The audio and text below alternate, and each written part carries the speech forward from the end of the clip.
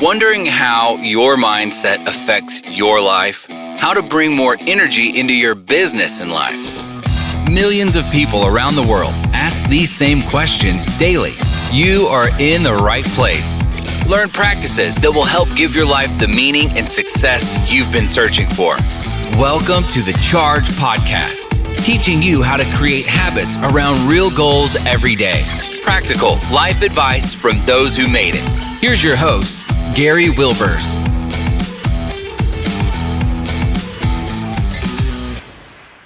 Welcome, Chargers. We're glad to have you back again this week. We love bringing different guests with different viewpoints, and I think you're going to enjoy our conversation today because, as you know, as Chargers, we're always looking for that next step. Where are we going to move forward? And for some of us, it's in our business, some of it's in our professional life, some of it's in our personal life. But today, I really want to share with you someone that can help you if you decided maybe through the pandemic, it's time for a change in your job. And instead, you want to find something that you're passionate about and you want to have a career in that area. Well, if it is, stay tuned. And even if not, stay tuned because you may learn something because if you're an employer, you may find out what employees are looking for in this day and age. So today, my guest is Sarah Baker Andrus. She's the founder and CEO of Avarah Careers, a career coaching business. She's worked on all sides of the hiring equation as a recruiter, hiring manager, and a career counselor, serving in the corporate world, nonprofits, and even academia. When it comes to hiring process and how it works from the inside, she has seen it all. What's her favorite thing to do? Help others find work that makes them feel great about getting out of bed in the morning. She loves guiding people through the job search process to land that job where they can thrive. Her goal is to share the strategies that separate a successful candidate from the ones who struggle so that ambitious, motivated, early to mid-career professionals and career changers don't have to feel stuck anymore. Since most of us spend more than half of their waking hours working, we can all benefit from a life-changing ways by making that professional leap with her experience. In addition to leading Avarah Careers, she currently teaches as an adjunct professor and serves as the Assistant Director of Career Services at the University of Delaware, coaching MBA students and alumni. When she's not working, she enjoys reading, writing, good food and wine, and running through Delaware's beautiful parks and hanging out with people she loves the most. It is great to have you on the podcast, Sarah. Welcome. Thank you so much, Gary, and thank you for that kind introduction. I'm glad to be here. Well, there is so many questions that I have built up that I want to ask you, but I always like to start with the story because we all get to a point for a reason. So can you share with us a little bit of your journey of how you got to what you're doing now of helping people find their ideal career, which probably in turn helped you find yours, but what was that point that led you up to that point? Sure. I think like many of us, I stumbled upon what turned out to be my career because of a relatively random job. And I found myself in it. I was in grad school and I got a job in the co-op internship office. And they showed me how to help students write resumes and prepare for interviews. And that really started for me a fascination for how we choose a career and how careers sometimes choose us.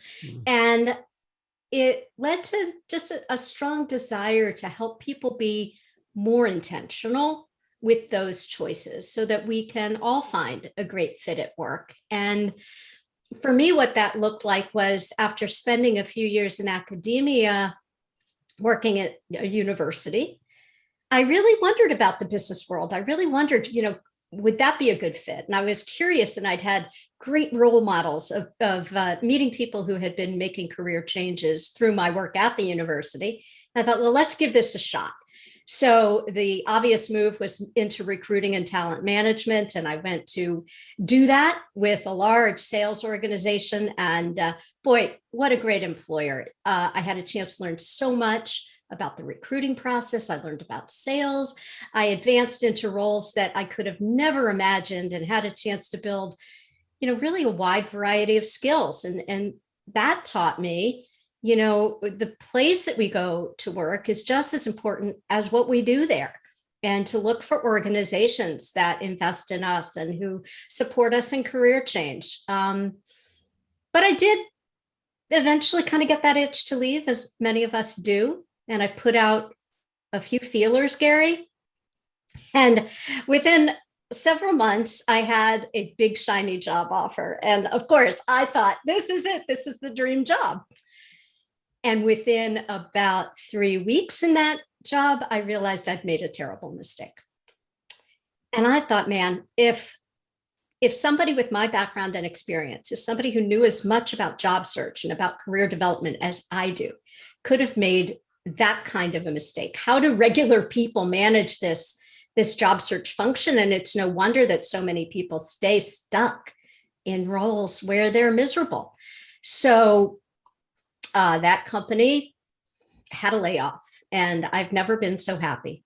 18 months later, when I got called in and told that my job was being eliminated, I walked out with a smile on my face, and I never walked back. I never, I was just thrilled because it was going to give me a chance to reassess. And I'm sure a lot of your listeners can relate to this, is that sometimes what sounds like lousy news isn't the worst thing that ever happened. And it allowed me to have the space to create Avarah Careers in 2014, and I've never looked back.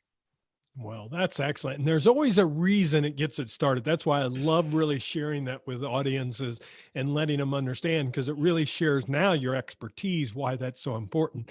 And I think the key is today, I kind of set it up in the opening with the pandemic.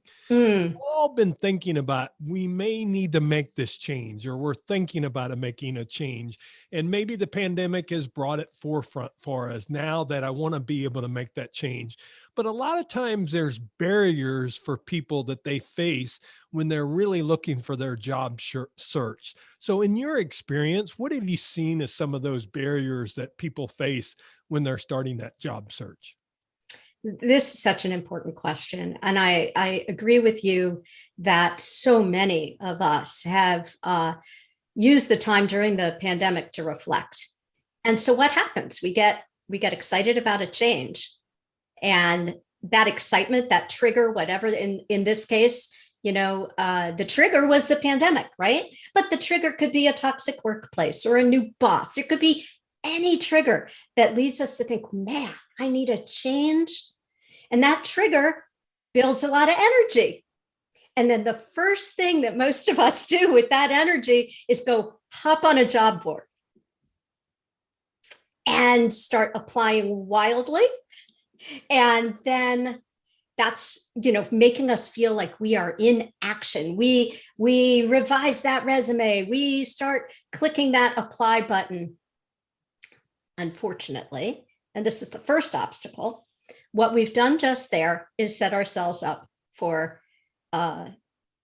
disappointment, because we don't get any feedback. We don't get any response.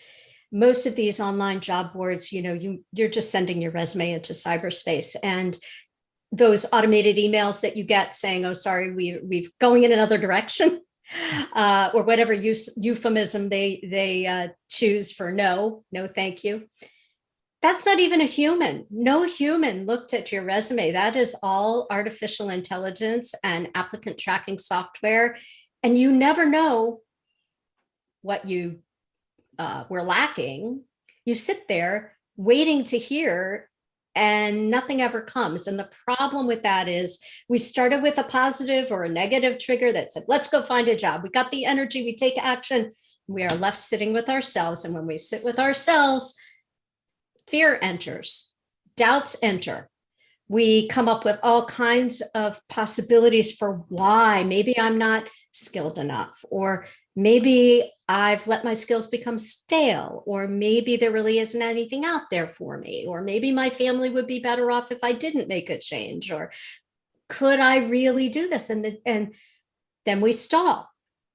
So whether it's a pandemic or any other trigger, this pattern of trigger, action, fear, and stall can be repetitive throughout our careers and really keep us from achieving our potential.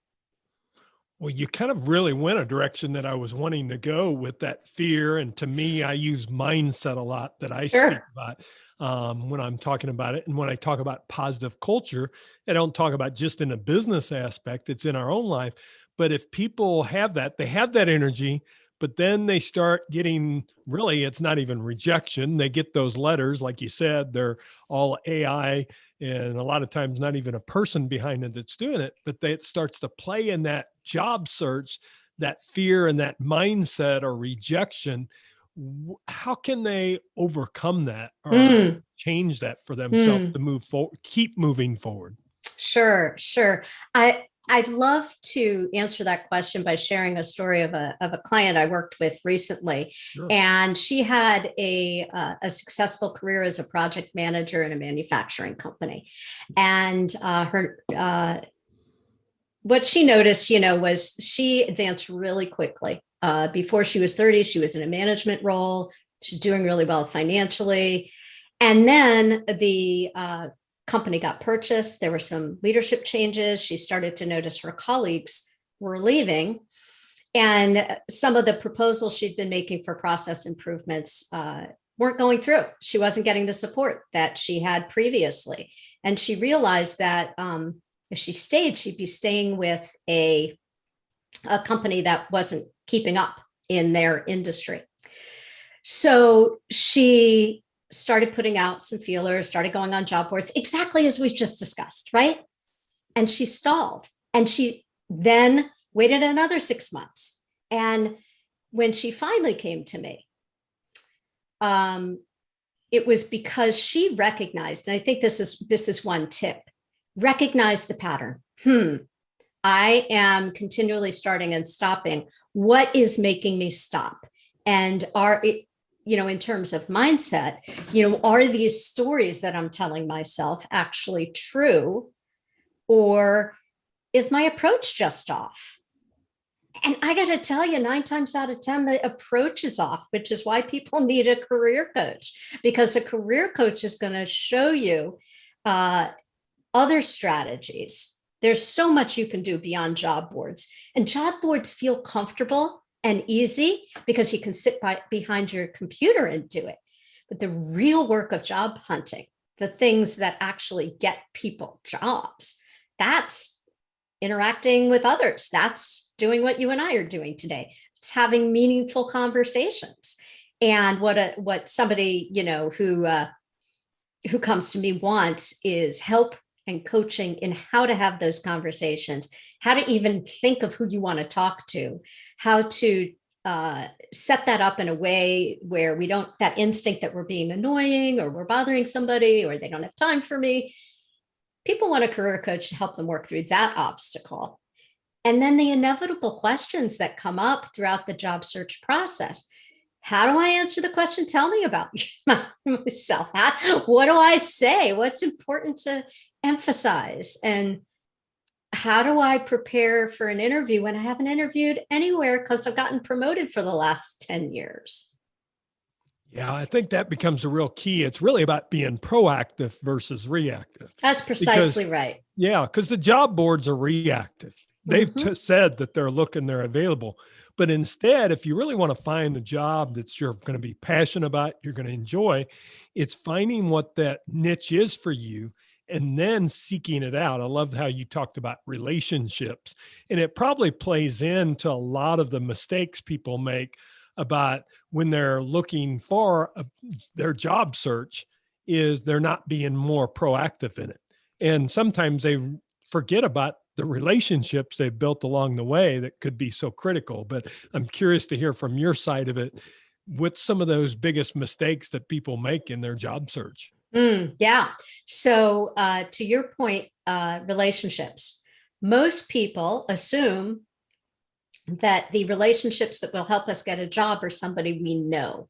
And in these days of social media, it's not just somebody we know, it could be, but it's who we choose to meet, how we use the tools. I am a massive fan of LinkedIn. It is a phenomenal platform. And I coach my clients in how to use LinkedIn just for this purpose. because there's a way to reach out to people we don't know who may be in roles we're interested in, who may be able to give us insights about companies we've targeted. So that's the first thing. Don't assume you have to know someone. The other two statistics I'd like to share with your listeners that most people don't realize is that only 20% of jobs that are open are ever advertised on a paid job board. 20%. So that means 80% of the jobs you might want are going to be on the company careers page, which means instead of going on job boards and spending your time there, identify some companies that you're interested in and start stalking their career pages and make your own list of places you want to check out. Create your own job board, so to speak. And then the other statistic that I think is relevant to your point about relationships, LinkedIn and Forbes did some research a couple of years ago, and they found that 85% of professionals who found new jobs in 2000, I believe it was 2018, 85% of those professionals found them by doing something other than clicking apply. So whether that was connecting with a professional association or reaching out to somebody that they knew or reaching out to someone on LinkedIn or meeting people at the company using alumni networks. So a wide variety of things we can do. The biggest mistake that we make is that we don't do them. And that gets to mindset and what we believe we're capable of. Yeah, I'd kind of like to come back a little bit of that is because I think one of the other fears people have is you've kind of said, and I agree with this wholeheartedly, is what some companies you would like to work for. Yes. But some of their concern gets in how do I pivot my skills and will they transfer to that new industry? And I'm sure that's part of mindset, no doubt, and your attitude that you have about it. But also there's a little bit of that fear that's sitting back there. Will my skills pivot to this new industry that I really want to get into? And I think that may hold some people back. Have you had some experience in that area? Yeah, as a matter of fact, we just put together a email and video guide, 10 days to jumpstart your job search. And one of those days you get an email and a video from me walking you through the precise steps of how to identify your skills that can transfer anywhere and how to articulate that to somebody else. Because you shouldn't get stuck there. Let's think about who is the biggest expert on you. It's you, Gary. You're the biggest expert on you. So part of what you get in this email series is, okay, how do I figure out how to speak that out loud? We can know inside what we offer someone. We can see ourselves in another role. The hard part is to actually express it. Yeah. I like to think that we help with that. Yeah. Well, normally I don't do this, but I think it's so practical right now. Can you share with them? Because I think you said, Sarah, you're willing to share that. They can sign up for that. Oh, it's absolutely free and they can cancel it anytime they want. And it's Avarah Careers, AVARAH Careers with an S, avarahcareers.com/subscribe. Okay. And I think you have that for your show notes. Yep. We'll have it in show notes to you. So if you're active right now and can't write it, but you want to be able to capture it instead of having to come back through the whole podcast, it's there. And we're going to touch on that again at the very end here. We'll let you share that and how you can connect with Sarah also as we go forward. Probably to wrap it up before we go to the recharge round, Sarah, I think we've talked about all these things, but I'm about a practical guy. Sometimes you need to hear them multiple times. And I think that helps sometimes when we need to hear that. So if you were advising, we'll just say me at this point, I'm not looking, but we'll use that as an example. And you were going to share 3 things that you think is critical because now I've told you that I'm interested in making a change. What would you tell that person and how would you advise them to kind of start to move that forward? Like you said, maybe they've made that energetic move of, yes, I'm ready to do it, but I've been with this company 15 years. So of course that little birdie on the other arm is saying, are you sure? Are you sure? How That's would you right. advise me? Well, the first thing I would say, Gary, is that you need to change the question in your head. The reactive question we all have in a job search is, will they hire me? Will they hire me? It's kind of like, oh, does he like me? Right? Yeah. If we change that to, do I want to work here? It gives us enormous power and confidence. The second thing I would say is that this is not a forever decision. Job hunting can become difficult for us if we begin to look at it as the only important decision we'll ever make in our lives, and we only get to make it once. And, the data just proves that that's just not true. Most people who are graduating college right now will have 11 distinct jobs in their careers, according to the statistics. And people in my generation had 7. So it's not a forever decision. And as long as you look at it as a forever decision, you're going to get in your own way. What you want to do is look at it as the next best decision. Mm. And then what are your criteria for that? And this gets to my third point, which is know what you want. Spend time thinking about it. When somebody says to me, I'll take anything, I just need a job, I say, no, you won't. And this can happen even when they have a good job and they're doing well, but they got to get out of that place, I just got to get out of that place. Know yourself, know what you want, and make that promise to yourself that that you believe that you can get there. Just know yourself and be able to articulate it. Well, Charger's right there with some valuable information that Sarah just gave you, and I'm going to share them again, is, do I want to work here? Asking yourself that question versus, I'm just going to take the position. Do I want to work here? Can you see yourself fit into that? And then with that is knowing, number 2 is that it's not a forever decision. If that doesn't work out, there's the next place for you. So don't allow that hesitation to stop you, is really what I hear there. And then the last one is knowing what you want, because if you know what you want, you're more likely to get it and you're going to get the position you want. If you want a very positive culture, you've been in a toxic one before. Well, if they're not asking the right questions, or if you want to ask them a question and they won't answer it, then let's move forward without it. There was a really wise person that I know quite well that said before, it's your life. Why not live the life you want to live? That's a quote that actually I have in one of my books, because we have to remember our careers, what we're doing for others is our decision. And we can bring our best self when our best self is brought forward there. So Sarah, some great information that you're sharing with the Chargers. And I can't appreciate you enough for saying yes to the podcast. Oh, my pleasure. This is my favorite subject. So thank you for giving me the chance to talk about it.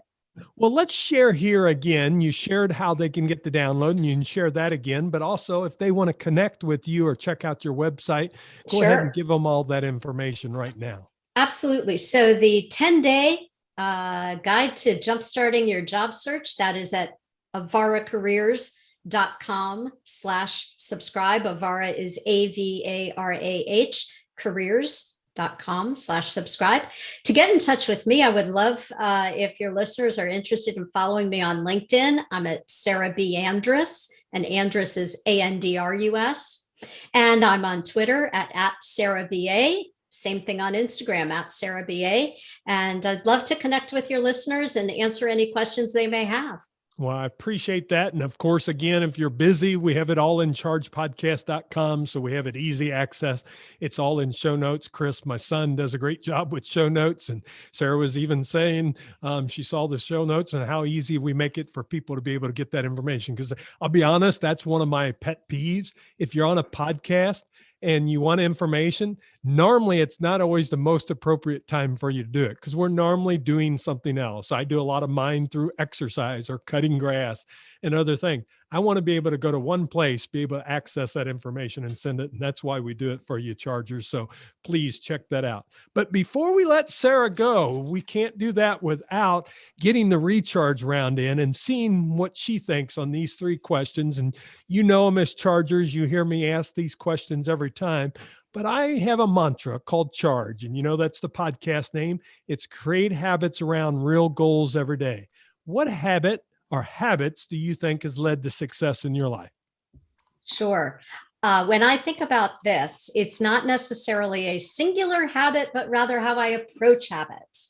And what I do is I don't commit lightly to them because good habits like exercise and meditation take time.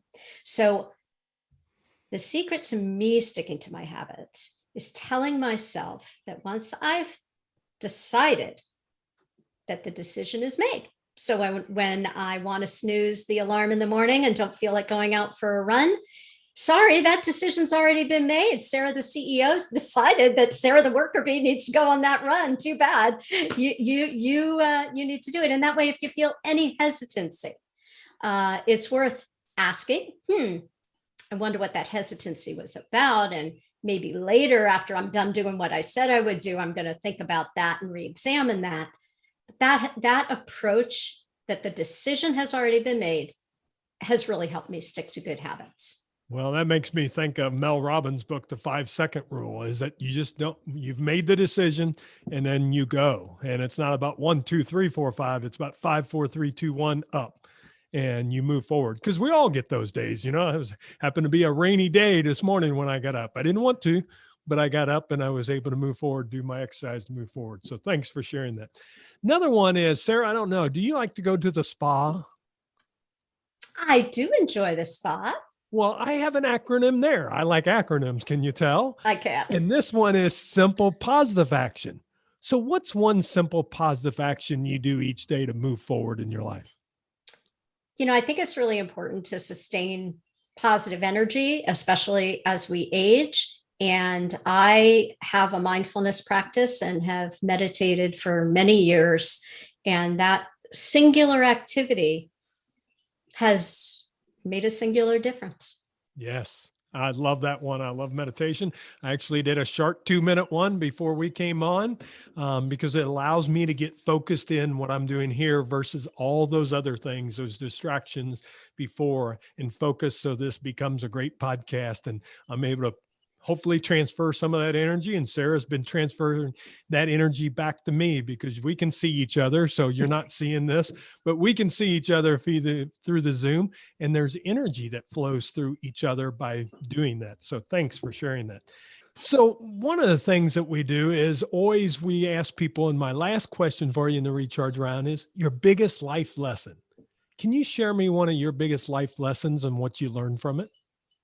Absolutely. You know, when I think of that, I think of my father, who was a remarkable role model for me. He had endless curiosity and achieved so much despite some considerable barriers. And one of the things I learned from him was the importance of being a lifelong learner. He was getting more advanced degrees well into his 60s and 70s and really set an example of how to age gracefully. And I think that if we stay active physically and keep our minds sharp, we can do amazing things for a really long time. Yeah, that is wonderful. I appreciate you sharing that because I think that's the key is we have so much growth within us as what we're learning about the brain.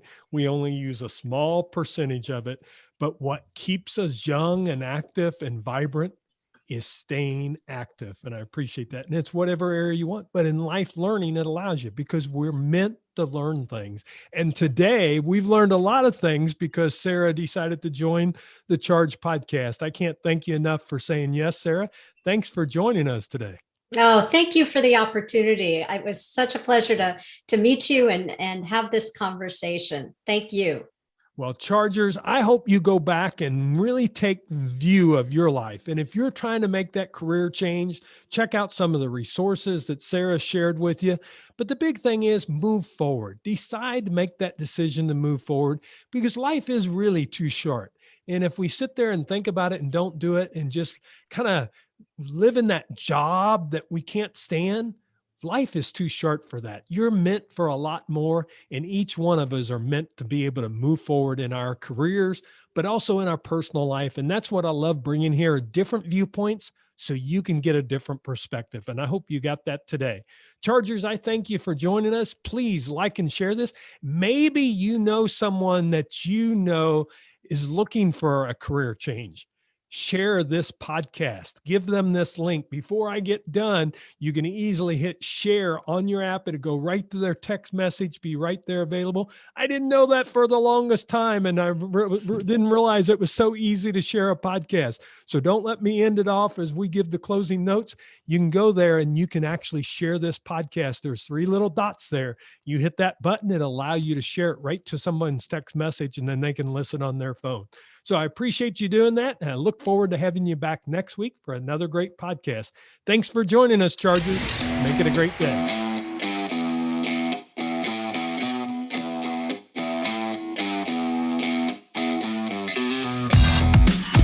This podcast is ended, but your life doesn't just stop.